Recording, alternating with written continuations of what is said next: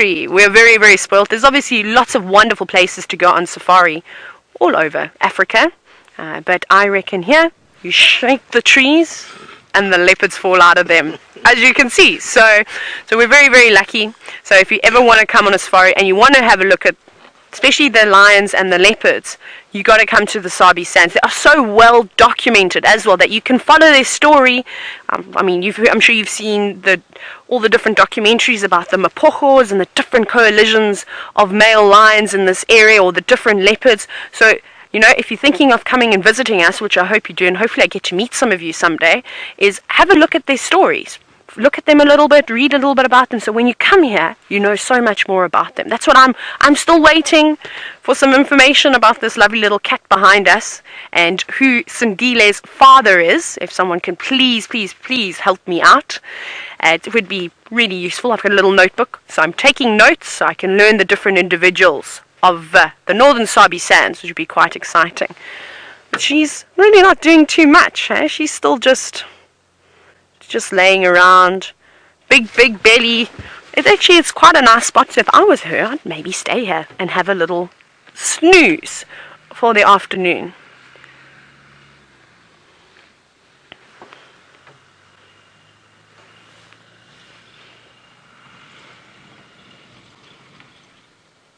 I've got a few people circling on the outside. What are you doing, big girl?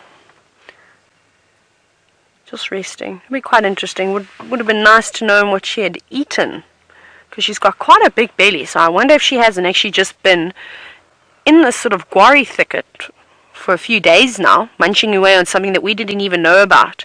It's very, very thick. We would never see her from the road unless she was possibly moving. But thankfully, thank goodness for James. What a well spot, and what an exciting animal to find on foot too. I don't know if you managed to get to see any of the footage. Normally with a leopard sighting, I can imagine it wouldn't be a very long one. It would be quite a quick one. But that is so fantastic. So thank you, James. You are the saving grace today.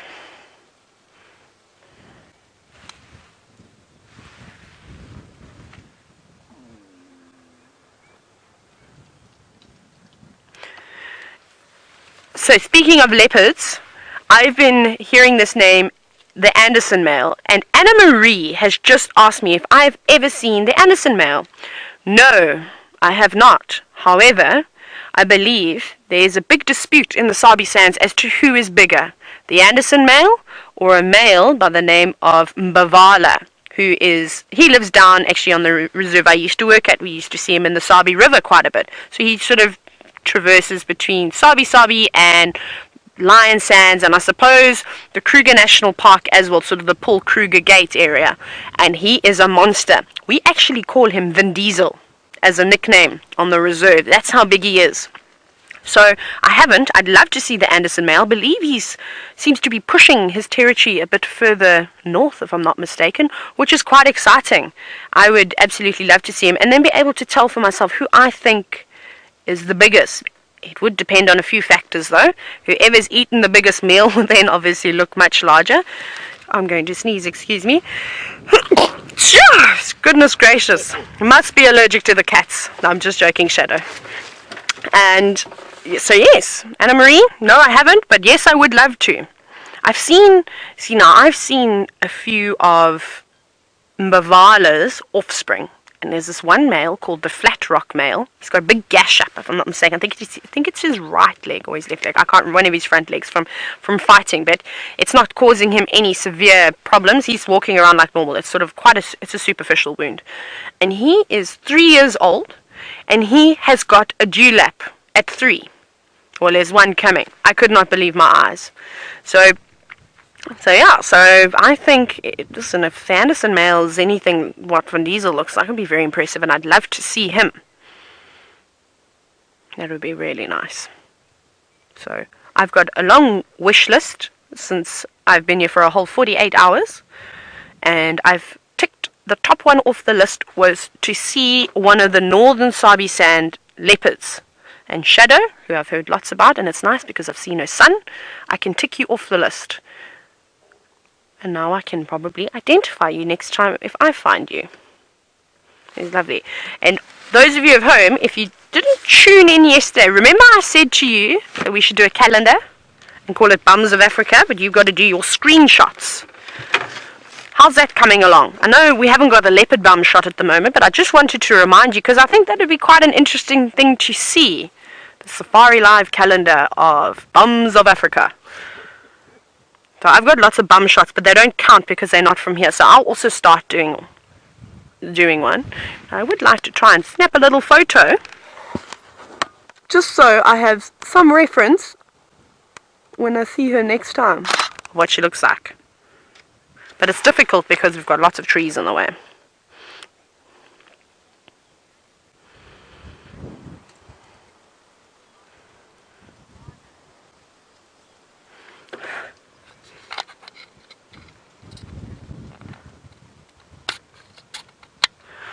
James Richard, thank you so much for getting back to me so promptly.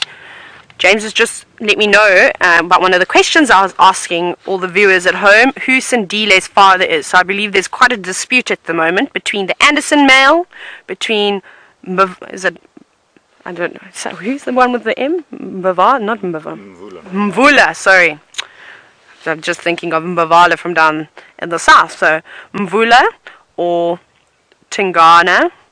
That's exciting. So I wonder who it is. It's obviously quite difficult. We are so fortunate to see so many different male leopards in this area.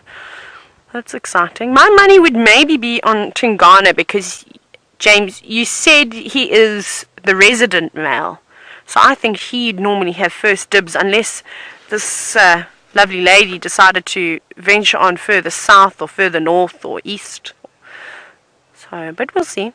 Maybe we'll see what Sindile's personality is like as he gets a little bit older, and hopefully we'll be able to go from there and actually see if he's like or similar personality to any one of the other three males that were just mentioned.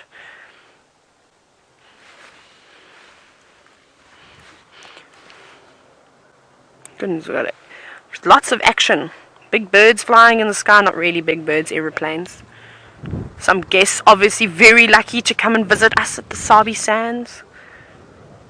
Is anybody planning on coming to visit us in the neighbouring reserves, either on Arathusa or anything like that?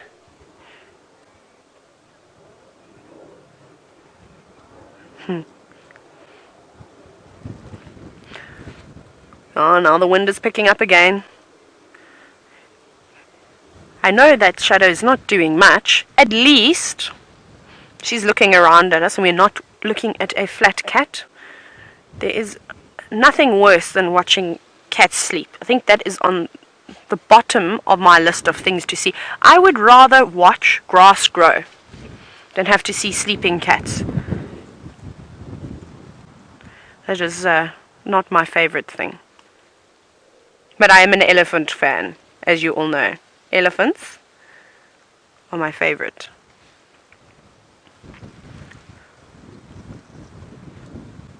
I wish you would come out for us.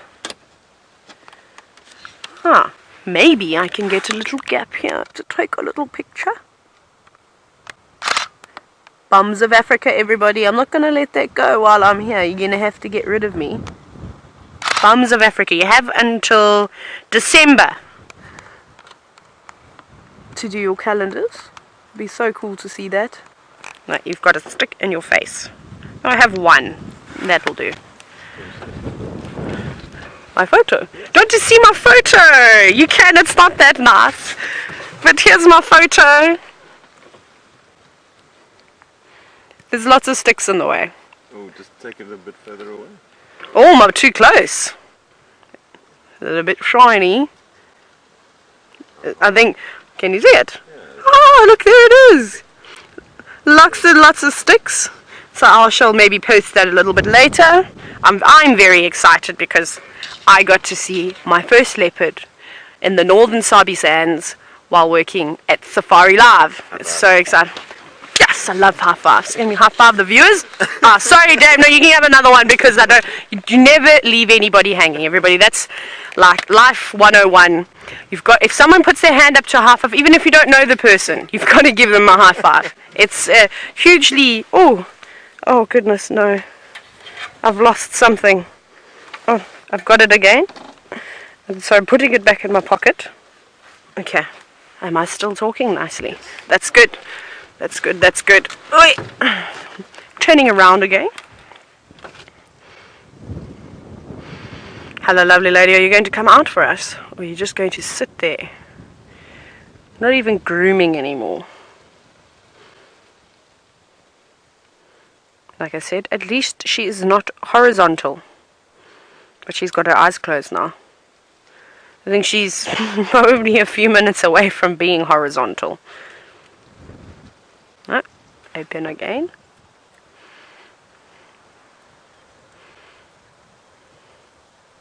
She's so lovely. My goodness, Bart, I don't know if I can recite all of that. Let me just get FC to tell me again what you were telling me about what shadow is also known as. Let me just get that again.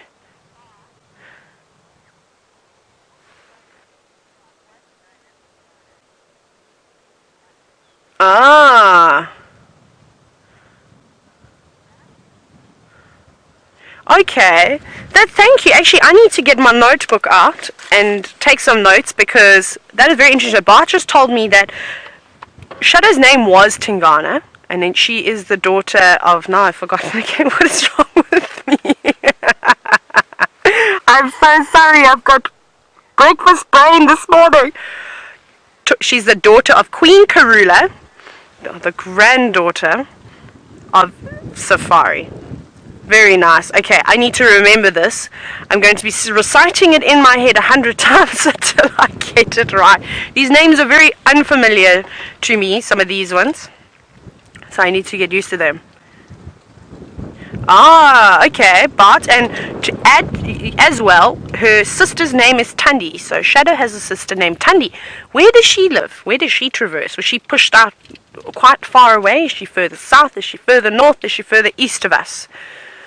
Be quite nice to know, because often moms and their daughters will live in close proximity to each other. You find that the mother of a female, of her daughter, they tend to move a little bit. Sorry, I'm getting some inside intel here from the powers that be. So apparently we actually see Tundi. So that's another one I need to add to the list because I didn't know of Tundi. So I need to add Tundi. And apparently you see her around Cheetah Plains area. So that's quite exciting. I haven't quite ventured on over towards Cheetah Plains just yet. But sorry, as I was saying, is that female leopards will often move out and open up part of their territory for their daughters so that they can live in that area, and we used to actually see that quite often. So it wouldn't surprise me that Tundi is so close by, which is quite nice. And yes, let me call. Someone's trying to come in. A mobile staying by for this Ingwe, like you can make your approach. Sorry, I'm just trying to let this vehicle in. What road are we on? This is just off Triple M. Triple. That's Triple M. Your mobile's on Triple M. You can make your approach.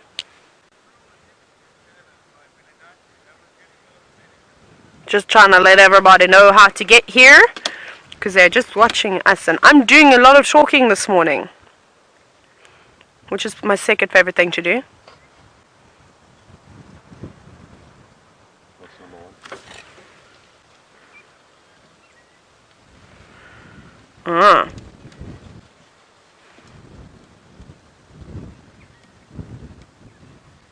I don't know. Okay.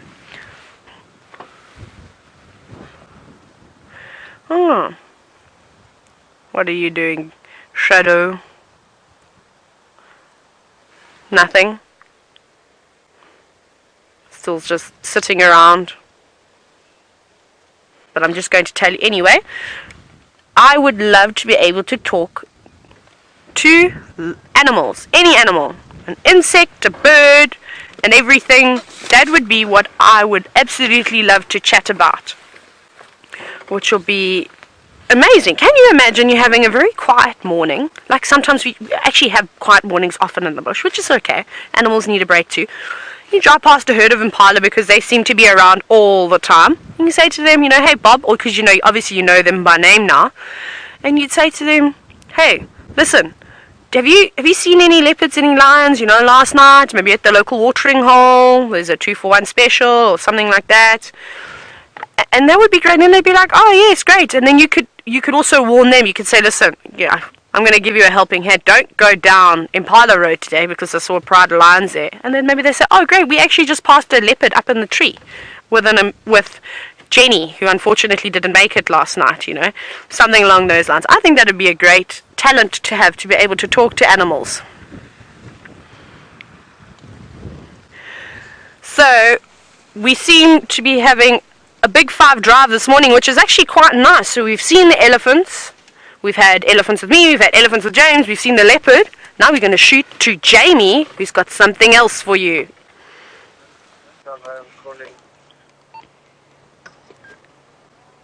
All the way across towards Zoe's Road, where we've been stopped changing our tyre, watched closely and carefully by these large buffalo bulls that have slowly been making their way towards us. So we're back up and running, thank goodness. Connor had to come to our rescue because we couldn't get our spare tyre off, which was most embarrassing, very sad.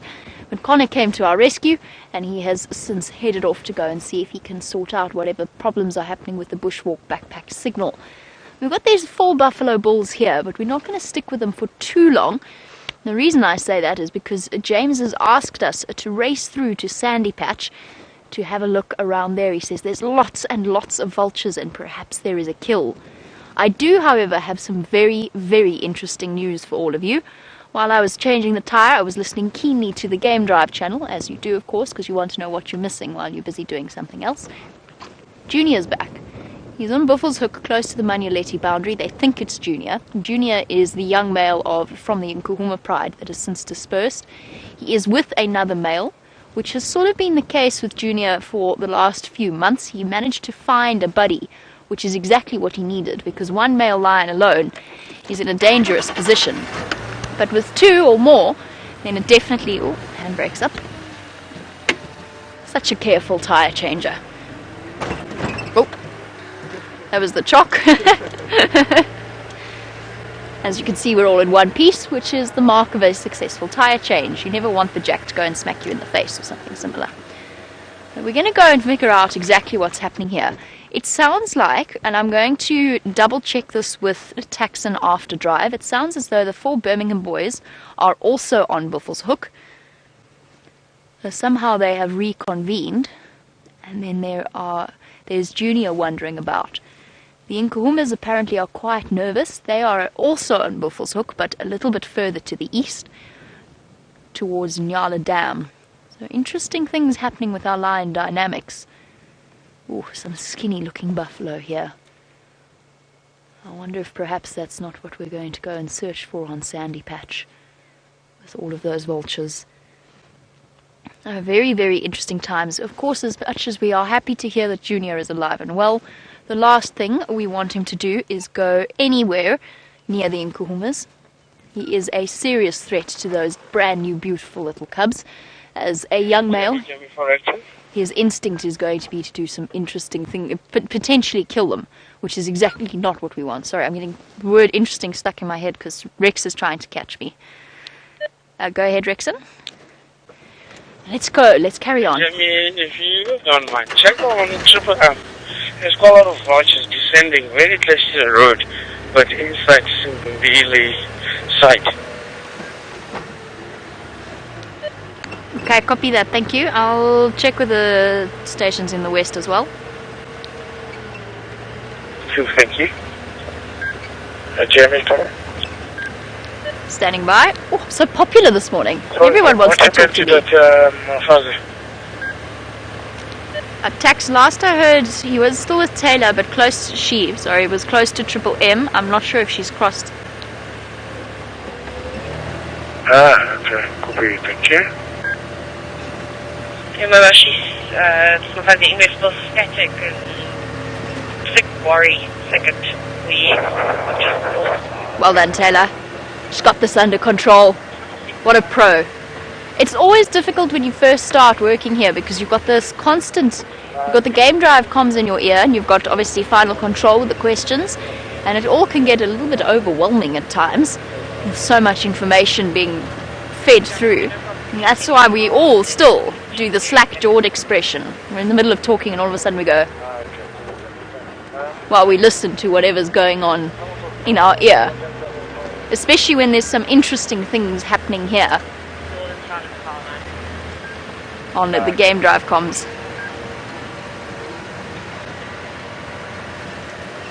Of the season.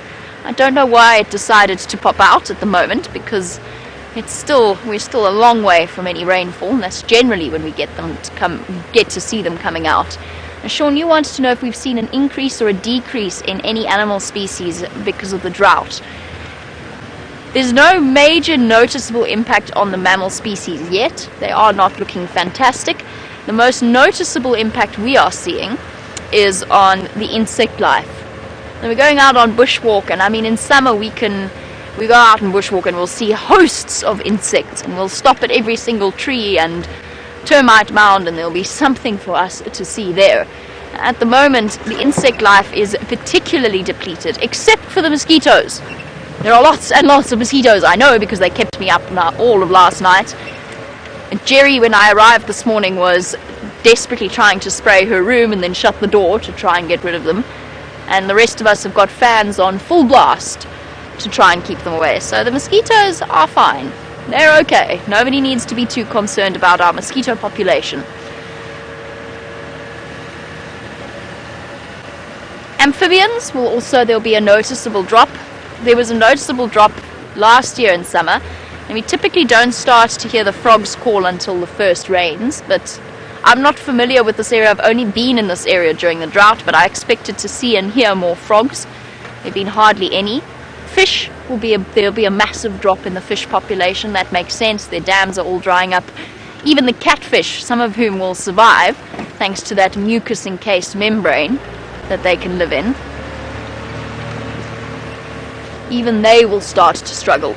Obviously, we've seen the fish eagles. So this is what Rexon is trying to draw our attention to. Sorry, just while we're driving along. I know we've got power lines in the way, but we do have lots and lots and lots of vultures gathering. Hooded, white-backed, a whole host of them starting to spiral through the air. It's still a little bit chilly this morning. Now, they're struggling with the thermals. But Rexon says they are all descending around Simbambili, and perhaps that is where those hyenas were on their way to.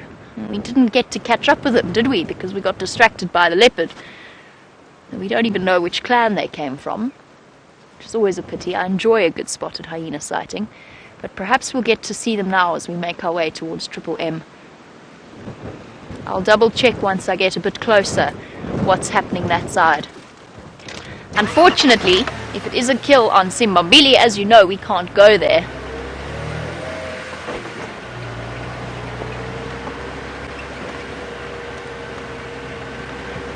Welcome to Kevin in Texas. It is lovely to hear from you. You are a new viewer. Welcome to the Sunrise Safari. He wants to know what animals are the most abundant on the safari experience. It depends upon where you are, of course. Here in South Africa, particularly in the Kruger National Park, your most abundant mammal species, at least, will be the impala. I was looking around for some to show you, and there we go. We've got some right here. So the most numerous antelope that we get, in fact the most numerous mammal species that we get, hold on.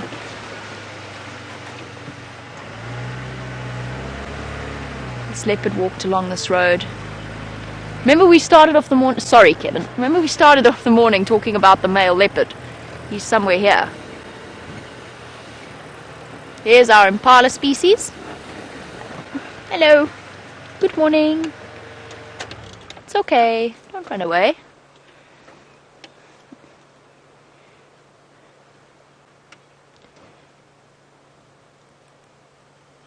There's our impala, the most numerous of the antelope species. If you were to go to somewhere like Kenya, you'd get lots and lots of different gazelle species, as well as the wildebeest, of course, which during the migration gather in enormous numbers. So it just happens to depend upon where you are. I could just, I'm sorry, I'm having a quiet chuckle because I know Connor's, I can read Connor's thoughts from here. He's wondering, are we live and will he have to be on camera? Because it is, of course, Connor's absolute worst. He hates it. So what we're going to do is we're going to try not to embarrass him because it's not very fair. He doesn't like it at all. He is an engineer. So what we'll do is we'll pull up on side of them and Chandra is going to... Chandra is going to not zoom in on poor Connor. No, you're not. No, you're not. I'll put my hand over the camera. We're going to be nice to Connor this morning.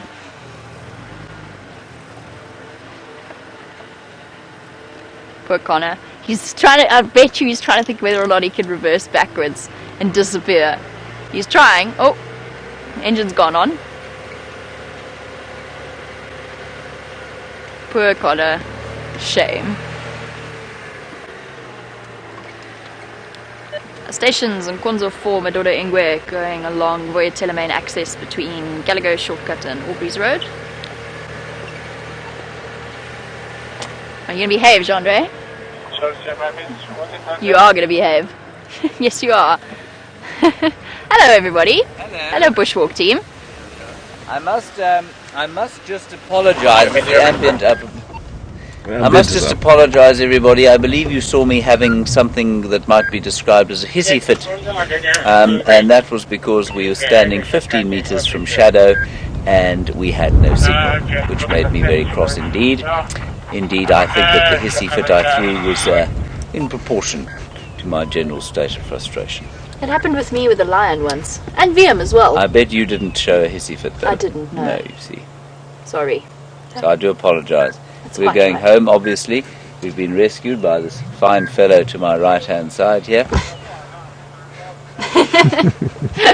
And we'll see you later. Okay, we're going to leave. All right, enjoy. Yeah. Bye-bye. All right, we're going to see what's happening. Did you see any leopard tracks on your adventures there? No. Male leopard tracks, I mean. Stop looking. But I had that leopard. There's not someone that Arathusa Dam, but it's straight north. Maybe. There's tracks going this way though. Oh, well. Anyway, we're going to see Good what's luck. happening. Thank you very much. Well, Taylor's ended up with a boundary leopard sighting. Jimmy. Okay, cheers guys. Okay, I'm in desperate demand on the Game Drive channel this morning. I'm not sure what's going on. Let's go over to Taylor, have a look at what's happening with Shadow.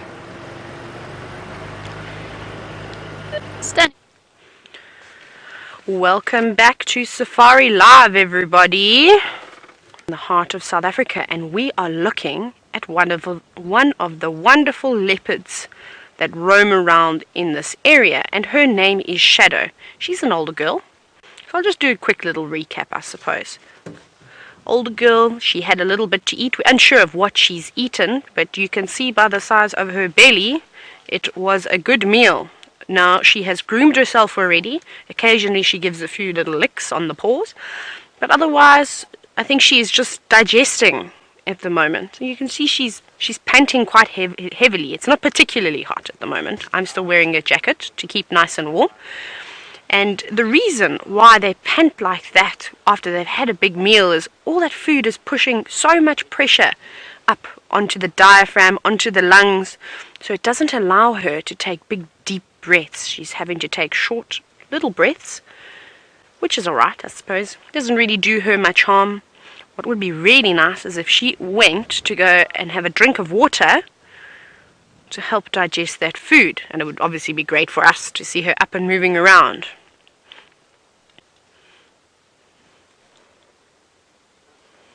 She's still just looking around. She did go flat, actually. While you were with Jamie, she went horizontal for about a minute, and then she sat up again, thankfully, which is nice. But I think she may sleep here, although it's not very hot, like I said, and there's a bit of wind. So maybe she will get up and relocate and change her position. However, we won't know. No, oh, no, it looked like she was going to fall. Oh, that's comfortable now. Oh, lovely. You know what this reminds me of was when I was in school, and I used to sleep in the classroom, and I used to put my, because I was very naughty at school, unfortunately, sorry teachers, I used to put my hands on my desk and put my head between them, and that's what that reminded of me of.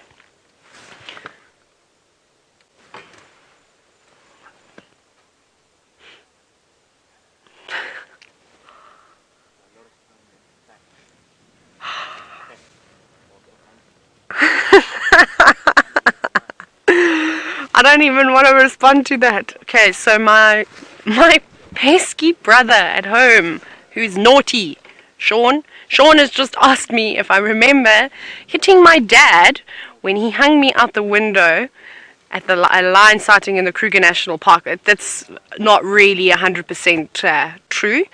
Sean, I spoke to you about this before I left. I said you're not allowed to ask me questions. No, I don't remember that because I was about 3 years old, and I don't think Dad hung me out the window. I think I was doing something else, but I'm not going to engage in that. I'm going to ignore that comment, and we're going to look at the leopard because I'm embarrassed now. So thank you very much, Sean. Pesky brothers. You know what little brothers are like. I don't even have to explain them. Oh, look, we've got a sleeping leopard now. A carpet of rosettes. She actually blends in really, really well. She looks like the leaf litter, especially at this time of the year.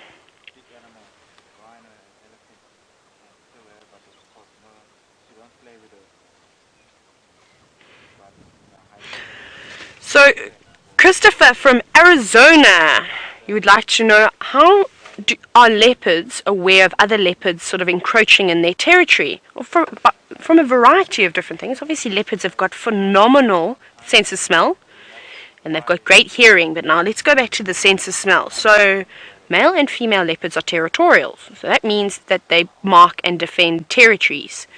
So if another male leopard or another female leopard were to come through an area, I'm pretty sure they're going to scent mark. So whether that be via urine, spraying it up on a tree, or even walking towards a shrub, and you know how your cat at home will come towards you and rub its cheeks on your legs. It's not actually coming to say hello, it's marking its territory saying, you're mine. So that's what they'll do. And leopards will constantly patrol their territory. So, for instance, if Shadow was maybe moving around doing a territorial patrol, she would notice another scent of another leopard. And she may investigate. If it's another female, that female is going to be in a bit of trouble. Even if it's her daughter, once they start to get older, they sort of become less and less tolerant of them. So, that sense of smell being the first thing, and obviously by sight and by hearing. They may just be walking around, and like how we sometimes find animals, we just spot them. They might do the same thing. If it's another female, there probably is going to be an argument. The same thing if it was two rival males. There's probably going to be a big argument until one of them becomes submissive and either moves off. So hopefully that gives you an idea of what would happen. But I wouldn't like to be... I've seen female leopards fighting, I've seen male leopards fighting, but the females, my goodness, they're feisty creatures. And they are very protective about their area. But she's now sleeping nicely.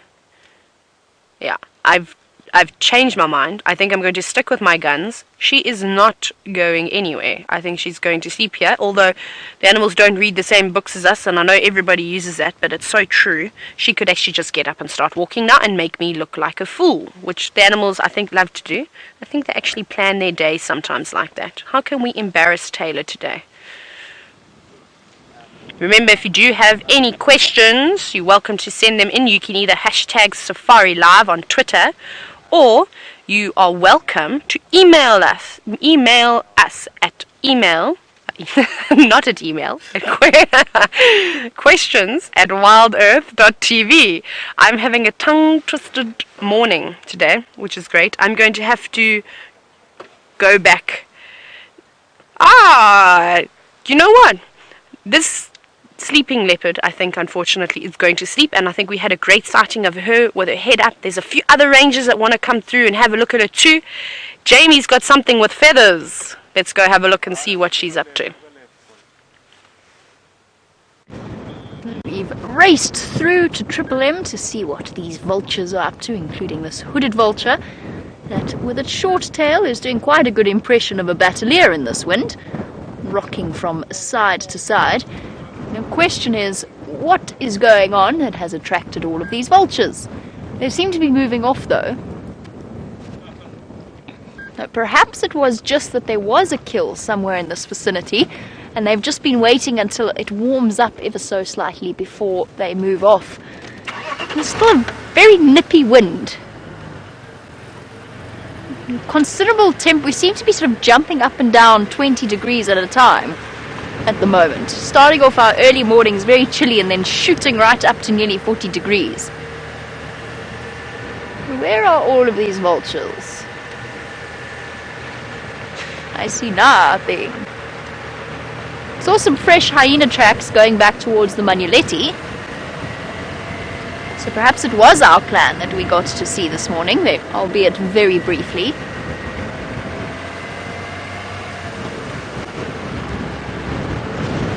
Oh!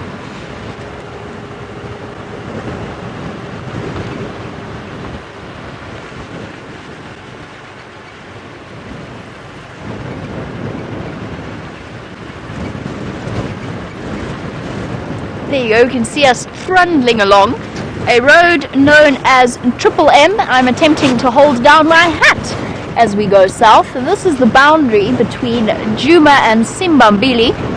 And then just a little bit further to the south of where we are now is the boundary between Djuma and Arathusa. A lovely corner of the property. Simbambili on my right, Djuma on my left, and a howling gale in my face. Goodness gracious. This wind is ridiculous. I can barely hear myself think. So some really extreme weather at the moment, and because there's no vegetation, it means that the dust... Better get off the road here. We are on the main access road to the gate. So the gate is just behind me, which is why we've got lots of vehicles coming through. How's it? How are you? Okay, my girl, what's up today? No fires today? No fires today? There's something happening there. The guys are standing in a queue. Yes, thank you. Yeah, there's... A kilometre and a half back. Perfect, thank you very much. Cheers, cheers, thank you. What a lovely man. That was so kind of him. He's telling me about Taylor's sighting that is just a little bit further to the south of us. How very, very sweet of him. I'm still sitting, waiting. Let's have a look at our vultures. Are they going down in there? What is this hooded vulture going to do? Battling the elements at the moment. That gentleman who just drove past was much less friendly. There he goes. And... down or up? Don't you ever wonder what birds of prey feel like in this wind? Is it fun, or is it really horrible? Is it slightly scary, like being on a roller coaster? Or is it like a test of their skill? Kind of like surfing or something. Or paragliding. Okay, so they seem to be... they're still floating about. They're not actually descending. They look as though they want to. And vultures are not the best flyers. They're bulky birds. They don't have the same level of control that some of the other raptors do, which means landings are a little bit tricky and often quite heavy. So it might be that they're trying to sort of line themselves up in the wind. Yeah, they are going down. Let's go see what's happening here. I'm going to switch onto my western channel and find out. Wait.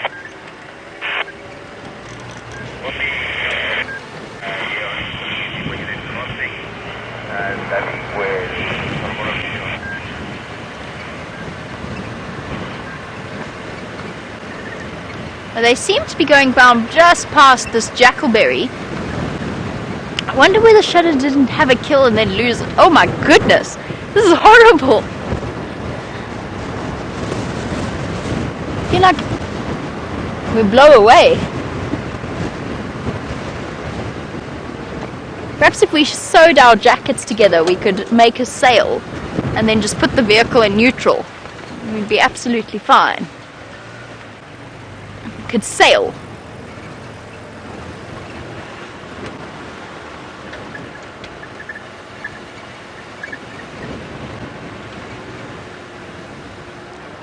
Of course, we're wrapped up tight and snug in our warm jackets. Dawson, you're wondering about the colours of the outfits that we wear and whether or not we wear them because it's a good way of blending into the bush and sort of the browns and the dark greens and so on. Hello, bye-bye. It's a circus here this morning. One gentleman was having a little dance in the back of the vehicle. Right, the clothes that we wear them because that is the industry standard. That is what is traditionally accepted as guide clothing. I have to be honest with you, I don't think the animals really care.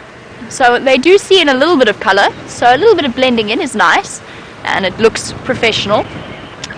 And white shows up very, very clearly, especially if you're walking, you might want to avoid wearing white or black.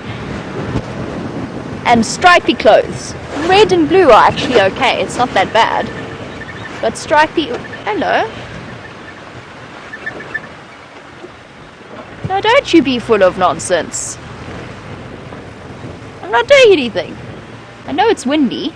Shame, we've probably had lots of vehicles rushing past us. Hello. Beautiful boy.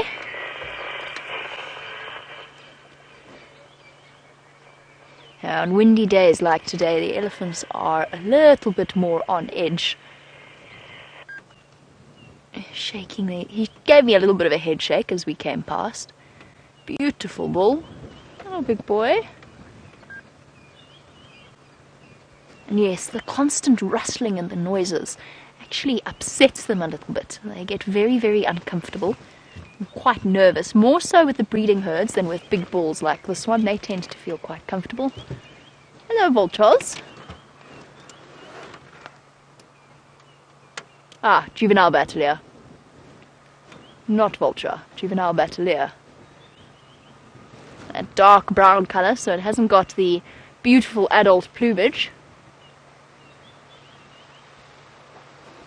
I wonder what they're all gathered here for. They don't seem to be going down. Oh, crossing together. There definitely must have been a kill somewhere along the line.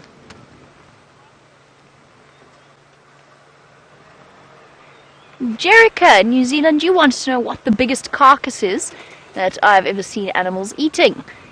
The answer is I've seen them vultures eating. The answer is I've seen them eating off an elephant carcass before. So that would be the largest one. I've also been in some sad situations where I've seen them feeding off rhino carcasses. And a couple of memorable sightings with them all fighting over a giraffe carcass. And it's fascinating to watch when they're all gathered around, because what they start to do is, while they wait for their opportunity to feed, they actually just start to mate with each other. And one female will be sitting in a tree, and a sort of procession of males will come through and mate with them. It's a fascinating situation to get to witness. Okay, well, we better acknowledge the fact that the lovely Taylor has emerged onto Triple M. Nope, she says she's not here, Duck! Well done for handling that sighting. Sorry I couldn't help you more. Cool. And of course, Dave. Wave hello, Dave. Hello. Okay. Alright, we're going to move off. I don't think we can see anything that the vultures are attached to. And our Ellie bull is playing hard to get somewhere in the bushes. He's still there. I think we're going to move off. I'm going to go track down that male leopard. I completely forgot to tell you about that. I found his tracks heading straight back to where Shadow is. Right, well, we're going to drive past Taylor here. And once again, this morning, we're going to send you flying onto the back of her vehicle. Hi.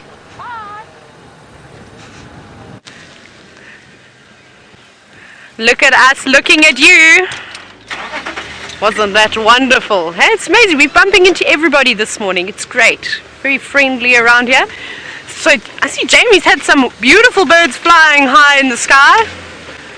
And I see we have a Mr. Elephant on the left, who's munching away, as elephants seem to do, for most of the day. Hello, elephant. It's quite difficult. Let me see if I can go forward to get a little bit of a better view. But we have got a plan. David has told me that where he wants to go, he's hiding away. I think we're going to carry on from this elephant because I think we've had fantastic time with elephants, and I'm pretty sure Jamie's been spending a little bit of time with him. So let's carry on, and I'm dragging away from the animals.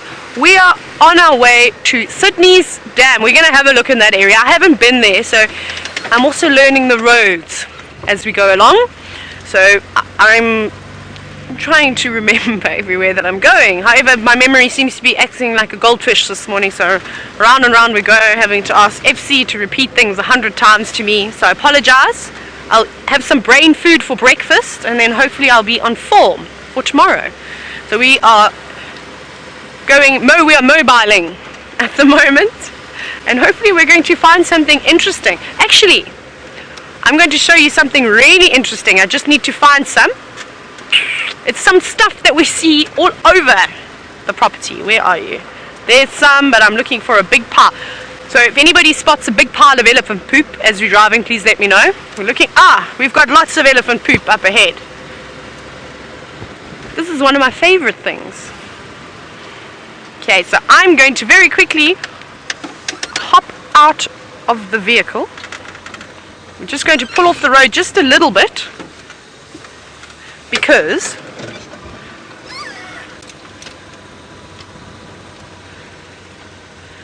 right, okay, I'm going to very quickly get myself organized here. Let's quickly, Jamie's got something really interesting. Let's go back to her. Okay, how do I turn this thing?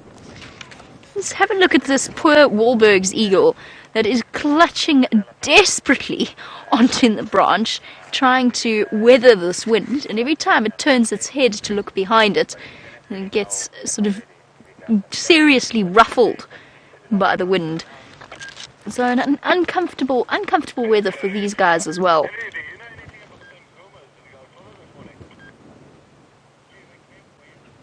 Just checking out its toes. So we've got Wahlbergs here as well. In this case, completely different to the Wahlbergs eagles that we get to see on a regular basis around, what's that place called? Ingers on Wahlbergs Road. I live there. I should know exactly what it is, and this is because it is a dark morph Wahlbergs eagle. Actually, this book doesn't give the best. My other bird book actually had a nicer picture of a dark morph Wahlbergs eagle. So the dark eye is one of the things that is distinctive about them, as well as a very square, quite short tail. Also the fact that they are relatively small eagles. So Wahlbergs have gathered here as well. This is the dark morph. The pale morph is the one that we get just close to Wahlbergs Road, or close to Ingers, where I live. And then the normal colour is the standard brown morph. That's just above it. We should start to see our other eagle species coming back at some point too, the steppe eagles, the steppe buzzards, and perhaps, I know that Brent said he saw a pale morph booted eagle. Is that right? Yes, pale morph booted eagle while I was on leave. All kinds of exciting birding opportunities. This, I think, is the dark morph Wahlbergs that we've actually seen, we saw last year, nesting with a, was it a normal yes, a normal Wahlbergs eagle around Red Dam. So we actually kind of get to know our Wahlbergs eagles very nicely. Get to identify the individuals, since they return each and every year from the more northern parts of Africa back to our shores, and they return to the same nest spot, the same little territories, and the same partners. Quite mind-boggling how they do that. They don't have nice, convenient tools like GPSs and maps, or the fact that they are able to do that is truly phenomenal. Okay, bye-bye, Mr. Wahlbergs. We're going to go and find that male leopard.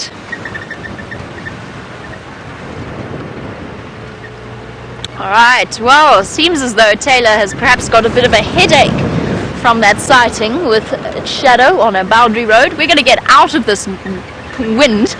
It seems if she doesn't have a headache, perhaps she's trying to keep warm. Let's go and have a look at what she's up to.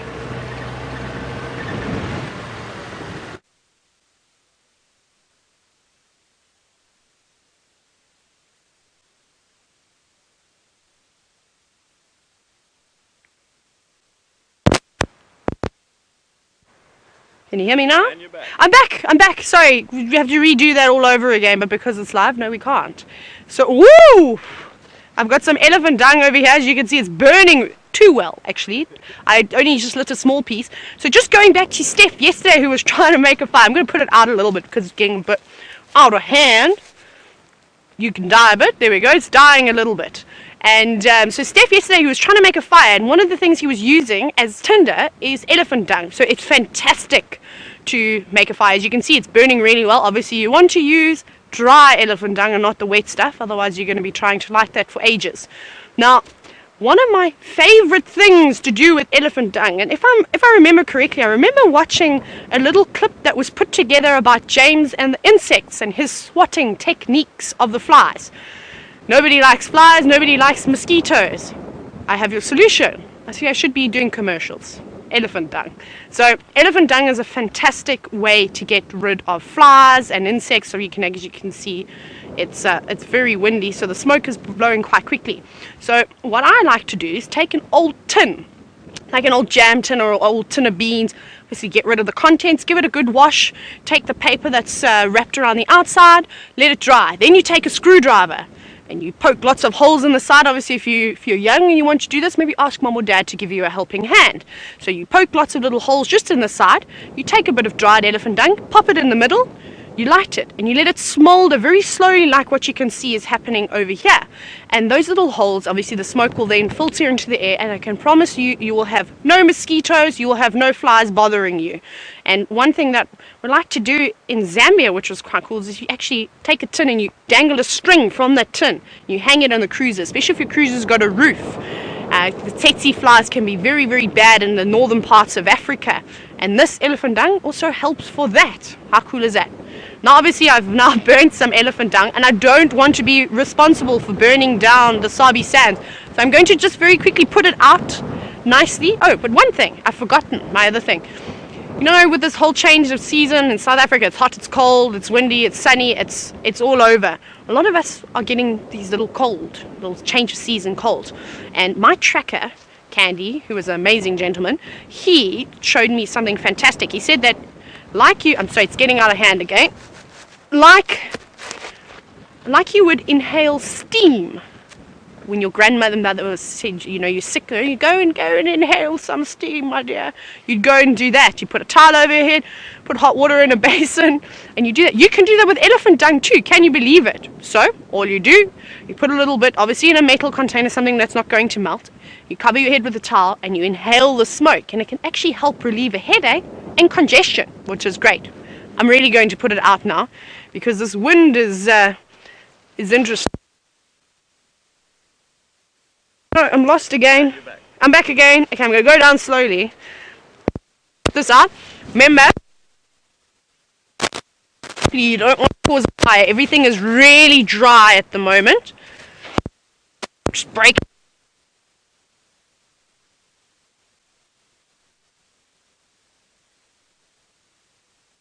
Do we have some...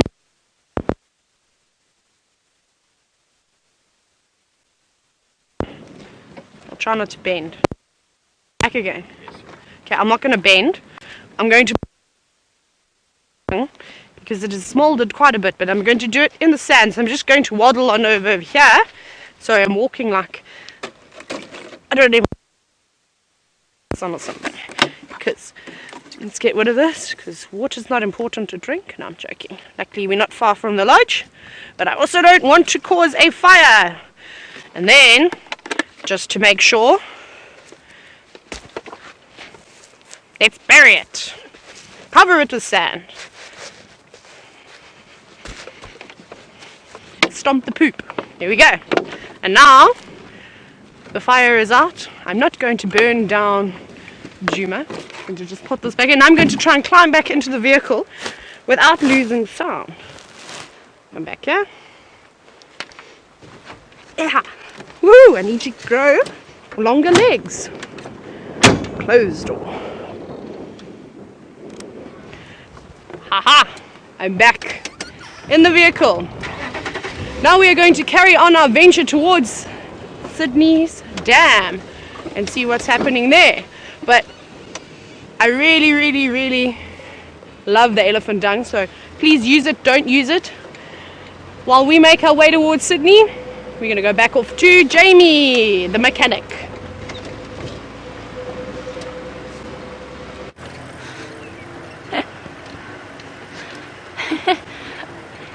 Hi.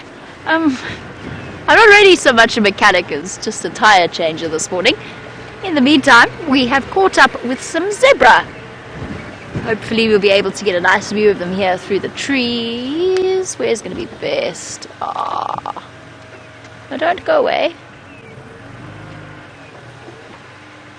All of the animals. And what we were saying about the elephant applies to the zebra as well. And in fact, all of the animals out here, they get very unsettled on a windy day like today, and it is particularly violent for the bush. Jean-Ray pointed out that perhaps I'm exaggerating slightly in the sense that there are definitely places that experience more extreme weather.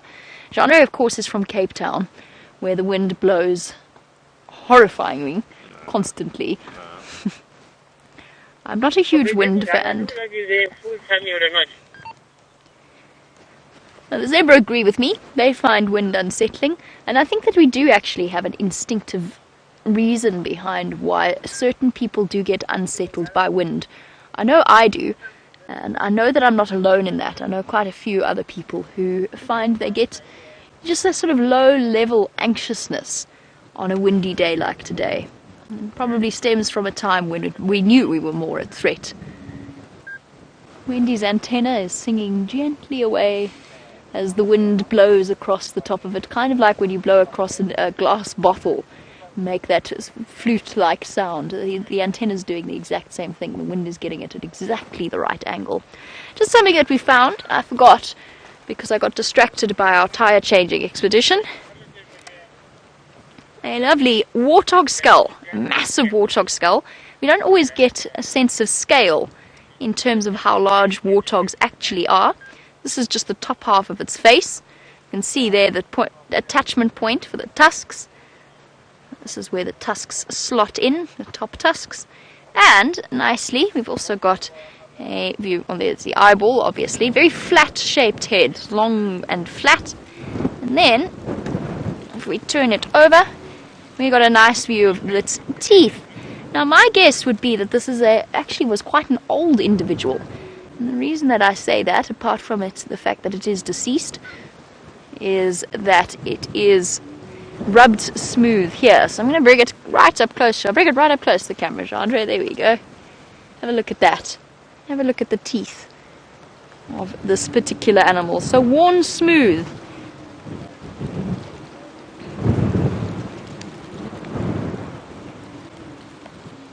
Look at that. Look at all those funny ridges.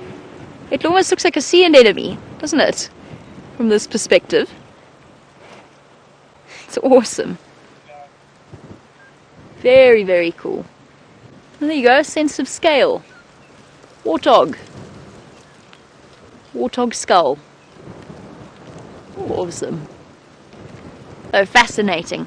I love looking at the skulls. Trying to see if there's anything else interesting. Perhaps a spider or a bug or something similar. Just the sinuses really give you a nice idea of all of the sinus work that happens in there. There you go, you can look inside it.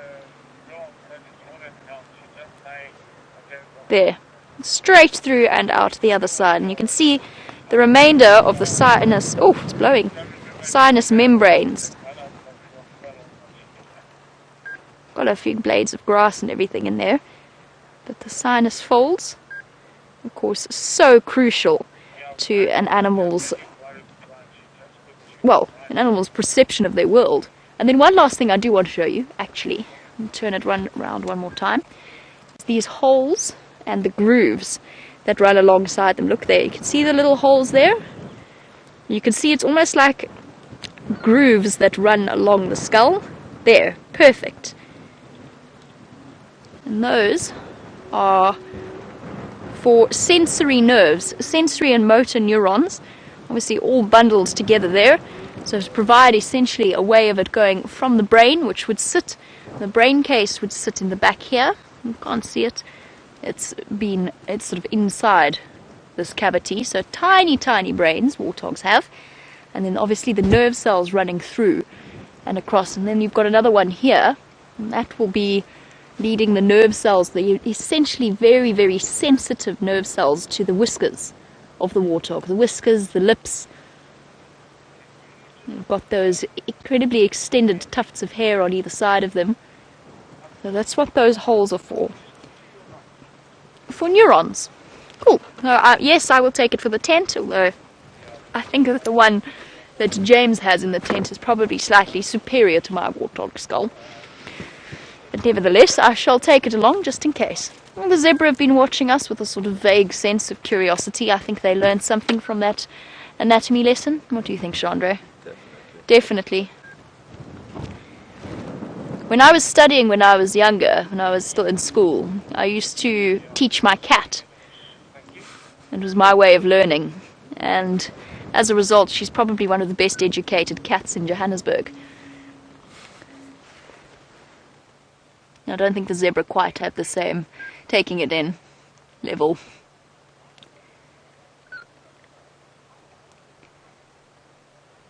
And Kayla, you wanted to know what makes a zebra different from a horse other than its colours. One of the big things is the size of the proportion size of the hoof. Generally, horses' hooves are larger in proportion to their bodies than zebras. Zebras' hooves are quite small. I mean, a fully grown zebra is probably, their hoof is probably about that wide, whereas a horse is much, much larger. Now, a horse would probably be, you know, I know there's different breeds of horses and different types of horses, obviously, but generally a fully grown zebra's got quite a tiny foot. Their social structure is different. Obviously, we've already spoken about colour. Their social structure is different. They have that harem-based system, but there's subtle differences in the way that they function. They don't necessarily form those big herds in the way that horses often do. There is still a dominant stallion by a zebra. Off they go. And then very importantly, zebra are very, very difficult to domesticate. They cannot be ridden. Their backs are not strong enough. They're not load-bearing in the same way mules or donkeys or horses might be. You cannot ride them. There are cases of times when people hitch them up to carriages because, of course, they're immune to African horse sickness, which is very, very prevalent in this area and which actually did some serious damage to the horses that were first brought to South Africa by the various colonialists and by the Boers and so on. So they're immune to the African horse sickness, which strikes very hard during our summer months, and that our horses have to be vaccinated against. But they eventually gave up on trying to domesticate zebra because they are just bad-tempered, grumpy. They bite. I think I'm biased because I've been bitten by one. It's very, very sore. Even if they're hand-raised. Of course, remember, horses have been domesticated over generations and generations and generations. Zebra would probably have needed a little bit more time, but it was deemed impractical to attempt to domesticate zebra since they can't carry big loads and they're so cross. If you've seen the zebra with missing tails, you must know how hard they bite.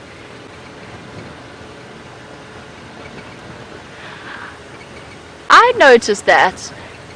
I actually spoke about this yesterday afternoon on the Sunset Safari to Brian. To Viam.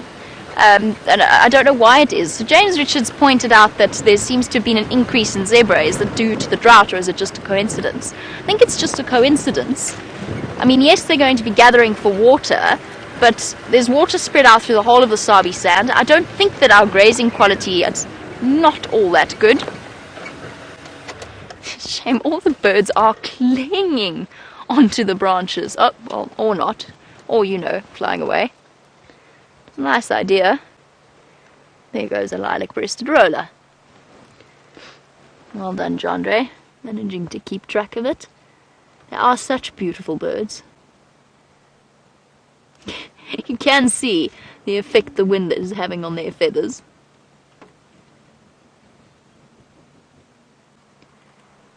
Must be uncomfortable. Okay, beautiful. They are such lovely birds. The zebra question I don't know, I think it's coincidence. We do seem to go through phases of lots of zebra or no zebra. There's never really that much of a medium in between. It seems they tend to move about at the same time. Just wondering if that might be a nice view of our lilac-breasted roller. It seems to be cleaning its beak on the branch.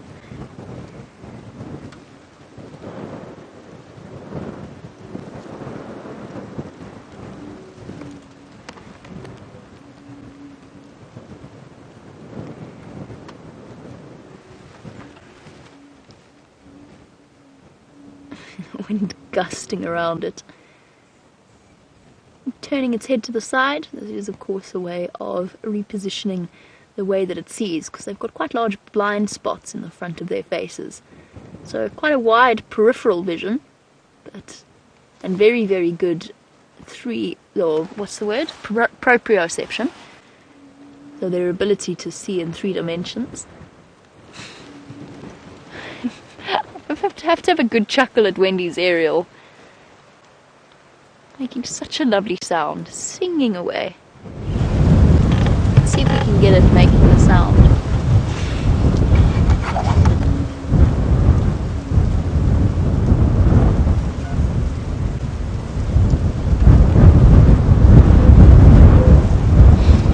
You hear it a little bit, not really, sort of. You can just hear the wind, I imagine, gusting. Okay, let's carry on. See if we can't find that male leopard for the last few moments of the last half an hour of our sunrise safari. No! Stay on.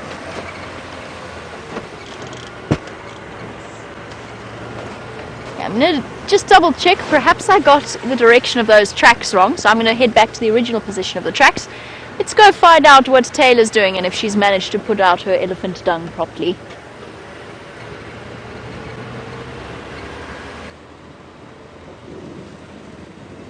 Welcome back, everybody. I'm sure you've missed me. I now smell like elephant poop that has been burnt. It's fantastic. I think I'm going to bottle it and make a perfume out of it. So we haven't found anything yet. This wind, like yesterday, I don't like the wind, firstly because it blows all the hair into my face and my hat cannot contain my mane of hair, and the fact that it chases away all the animals. So we are looking at the moment for something, anything, a bird. I believe Jamie's found lots of birds this morning. That's quite exciting. One day I'll also do a birding drive because I actually quite enjoy birds, believe it or not. And I was actually very excited. Andrew, good question. What is my favorite bird? So it's a bird that you don't actually... Sorry, this is coming up. A bird that you don't really find in this area. Does anybody know what a Narina trogon is? If you don't, Google it. Otherwise, I could possibly dig out my bird book. Let's maybe do that. Let's bring out the book. And don't laugh at my book, please, because it's very old and it has been on many adventures with me. I need to look for it. Let me find it quickly. Trogon. Let's see with a T. Where would that be?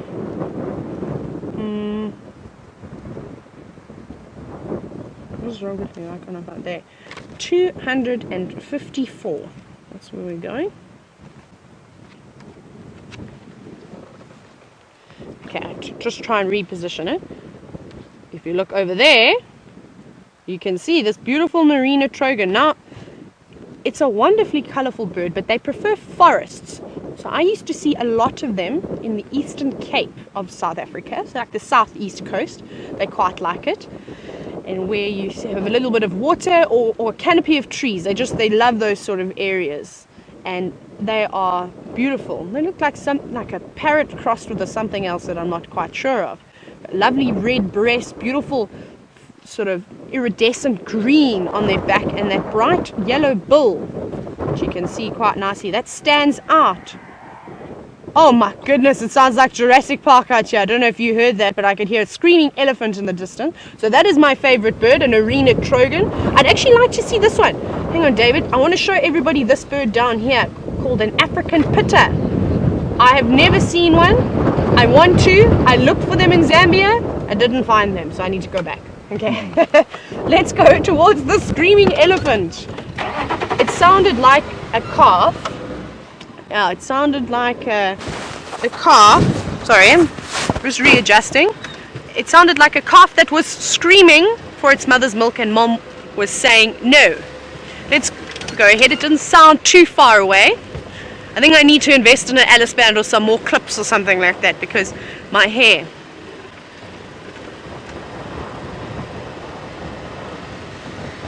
James Richard wants to know if he can hear another one of my famous elephant stories. Of course you can hear one of my elephant stories. So, I told you about how I met this, or came across this female elephant who had given birth to an stillborn, and it was very sad. I'm going to now treat you to a happy story. I'm also going to concentrate and just scan because those elephants weren't too far away.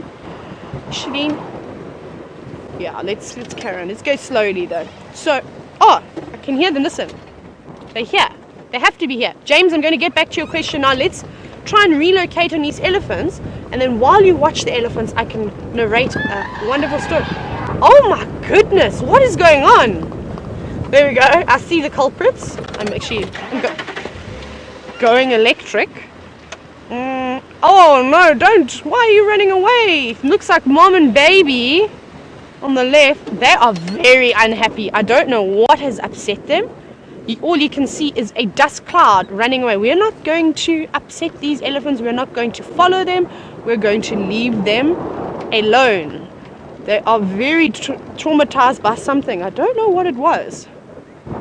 But yeah, I think let's actually maybe just stop here. Maybe we can just let them get a chance to actually move away.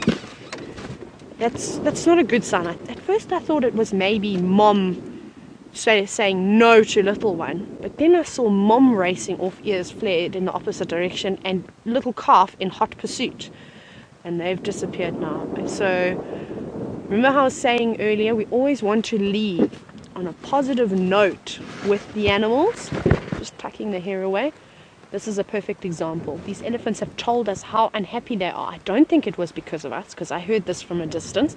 It could be the wind causing them stress that they can't hear or smell very well. Or maybe there's some predator in the area that I don't even know about. Or maybe there's a big bull coming around and he's, harassing this female elephant. So we're going to leave them, but I'm going to very quickly tell you about this elephant story. So one morning, very early in the morning, I got out. I think I'd gone out before the sun had even got up, so it was quite a distance, and I sort of knew where the elephants were from the night before. So I thought, okay, they do feed quite a bit, but possibly they're still going to be around in the same area. So although I went on this adventure, sorry, just getting a little bit of dust in my eyes here, let me just remove the dust. Okay, that's a little bit better. And drove up onto this beautiful open plain, and voila, the elephants were in the distance. I was like, well, that was easy, great, good, thank you elephants, you really playing ball today.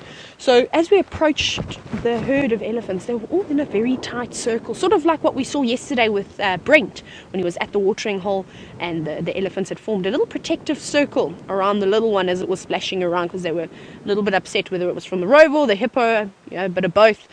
And this is what happened. So I'm sitting there and I said to my guests, listen guys, we're just going to sit, we're going to hang back, we're going to wait for them to come to us. That's exactly what we did. The next moment, they all started moving straight towards us in this tight little bunch with all the little ones inside. And this is a particularly amazing herd of elephants. They've had many stories written about them. It's the best herd of elephants I've ever come across. It is in a closed system. It's in a private game reserve down in the Eastern Cape of South Africa. So you get to know every member of the herd really, really well. And as we were sitting there, the herd was coming towards us. The next minute, they're probably about 15 meters away from my vehicle. The herd opened up slightly, and the matriarch came out and sort of came in front with this brand new baby calf. Brand new. I mean, still pink behind the ears. It was so tiny. And she came towards me. So I turned around and I looked to my guest and I said, we're not going to move now. They came towards us. They were very relaxed. They were not showing any threats towards us. They were just walking in a tight circle. And they were very quiet. And I knew this female very, very well, and I think she knew me. She understood my voice. She came up to my vehicle. Can you believe it? Right here. And I have a photo to prove it and everything, just in case you think I'm making this story up.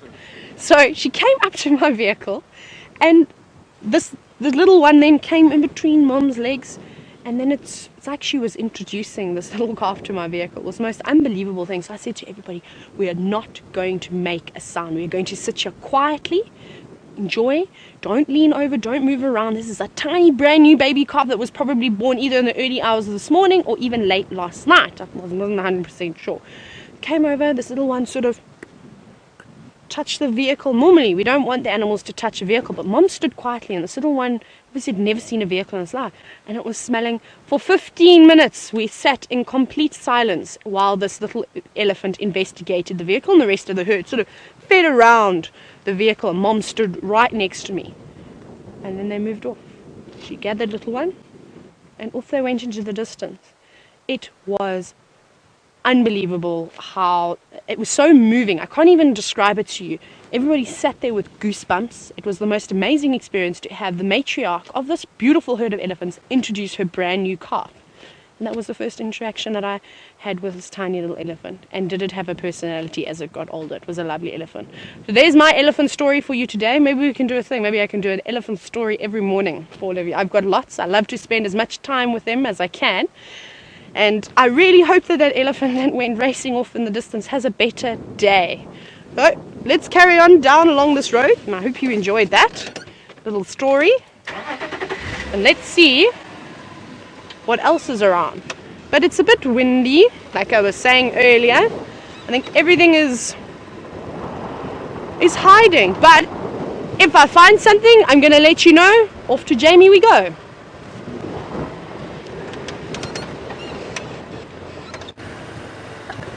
Here's a nice view of a grey hornbill, which we don't often get to put on camera. They tend to disappear off as quickly as possible.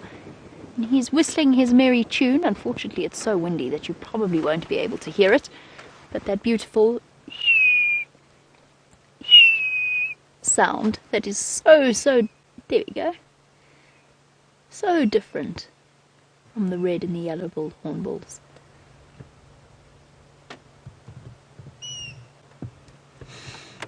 Awesome, well done, Chandra. He tried to pull a sneaky maneuver on you there. Flew off in one direction and then went in the opposite. Nearly caught Chandra out, but you'll have to rise earlier, grey hornbill, to catch out our cameraman. Right, so we're still in pursuit of this male leopard. I have a suspicion he walked along the main road during the drive. And I went past one of the trees that he'd stopped to scent mark on, and I can still see the droplets of urine. Those fresh tracks just coming through here. I went for a little bit of a stroll, couldn't see him on any of the termite mounds, but he's got to be somewhere around here.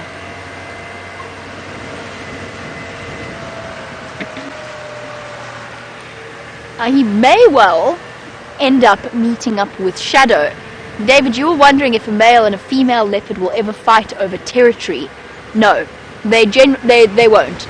So the only time a female leopard may try to fight a male will be when she's trying to defend cubs that he might be hell-bent on killing. If he hasn't mated with that female and he doesn't know her, then about 50% of leopard cubs are killed by unknown male leopards.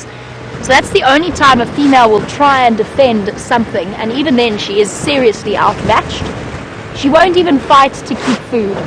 We saw it with Karula the other day, when the big dominant male Tingana, who I think we're tracking now, when he came through and stole her impala kill, she was actually far more concerned about the fact that Shadow was with him and inside her territory. So male leopards essentially have a territory that encompasses that of several different females, and they're not bothered by each other's presence. Sometimes they even meet up and share a kill every now and again. Tingana's just come from Torchwood, where he was with Tundi, who is Shadow's twin sister and Karula's oldest daughter, or one of Karula's oldest daughters. So it does happen that they meet up and they share a kill, spend a little bit of time together, and then off they go their separate ways.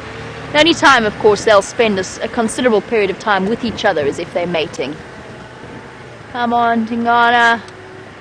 Only got a few minutes. I'm sure he's in this block somewhere. doing his Tingana, lying down in the shade.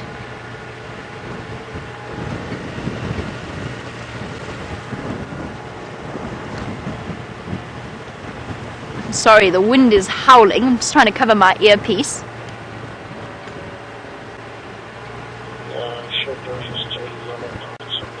And JR, as we peer into the bushes for any signs of spots, perhaps a flash of a white tail every now and again. No, lions do not respect leopards' hunting grounds. Their territory will encompass that of different leopards. If they happen to encounter them, they will chase them, especially young male lions will chase them. Even potentially, if they could catch them, they will kill them. And they feel nothing about stealing a leopard's kill. So unless a leopard manages to get it up a tree out of their reach, they will steal a leopard's kill, no problem. So there's no, I definitely wouldn't call it respect there. The male or lions are the apex predator, they are the dominant predator, and they bully pretty much every other predator they can. One of the biggest scavengers out here is a male lion. If he finds a kill, regardless of who happens to be feeding off it, he will go and eat it. That's not to say that leopards do not scavenge as well, because they do. In fact, one extraordinary sighting we had with Tingana and Karula at Red Dam involved the two of them mating plus feeding off a dead buffalo in the drainage line, right up until the point that the Tsalala lion pride, we don't get to see that often anymore, the Tsalala lion pride arrived and chased them off and up trees. And that was a particularly dangerous situation for those leopards because it involved young male lions. And young male lions are, well, young lions in general, but especially male lions, tend to be the ones that will, for example, pursue a leopard and try and catch it, whereas the females might chase it and then lose interest and give up. Adult females. Hyenas as well, and cheetah as well. A young male lion is a dangerous thing to other predators. I'm sure he's in here. Must have just missed out on seeing him. Well, hopefully this afternoon on the sunset safari he might have joined up with Shadow and we might find the two of them together once again. I have to say, I was secretly hoping that when we saw Shadow with that kill, that she was going to go and disappear off and fetch her cub for us, and we were going to be treated to another reunion scene like the one that we had yesterday with those little lion cubs. We don't know yet. Nothing's confirmed. Her cub may well still be alive. We'll just have to wait and see. And we'll return straight back there on the sunset safari this afternoon to try and figure out what's happening with her. Okay, I've now driven this road 3 times. And our leopard has not popped out, so we'll have to go looking for him as well this afternoon. The problem with a day like today, it's nice and cool, so our big cats are going to be wandering about. Speaking of big cats, I'm going to have a chat to Taxon this morning after breakfast and just get some clarification as to what's been going on with the male lions on Buffelshoek this morning. Obviously he mentioned that he thought Junior was in the area. I'm hoping that we might get a little bit more information about that. So stay tuned for the sunset safari and we'll fill you in on all of that. Okie dokie. On that note, it is time for us to say a big farewell. So goodbye and thank you for joining us. Thank you to Jandre. We'll catch up with you in a couple of hours. Until then, until we see you again, bye bye and have a wonderful day.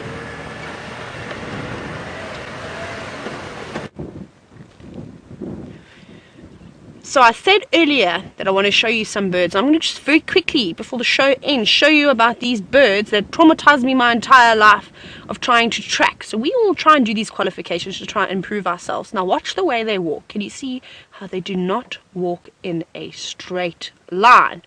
Now, these are called Cape turtle doves, and they are the alcoholics of the bush, firstly for the way that they call, which I'm sure you've all heard, work harder, or in the afternoons, more lager.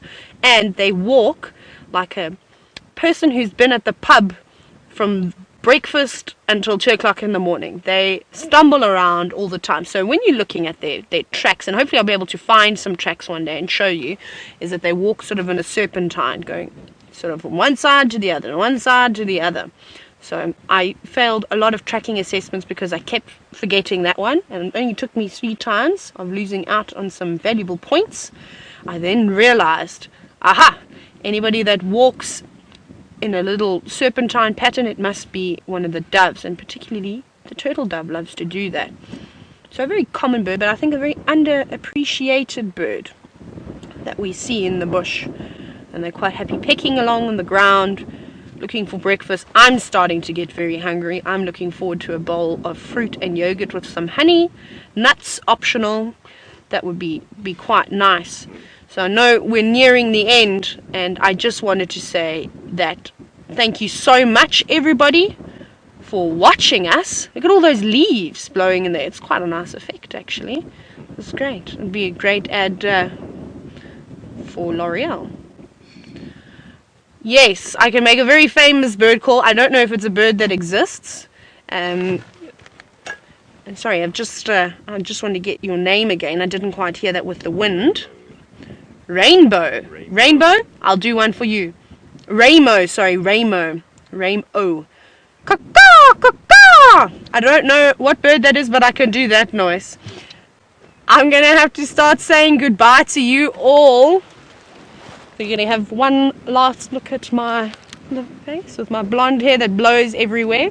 And I hope you had a fantastic morning and enjoyed the wonderful show. Please tune in to us this afternoon again, and I'm pretty sure everybody will be out and about. Hopefully less wind, and it was so wonderful.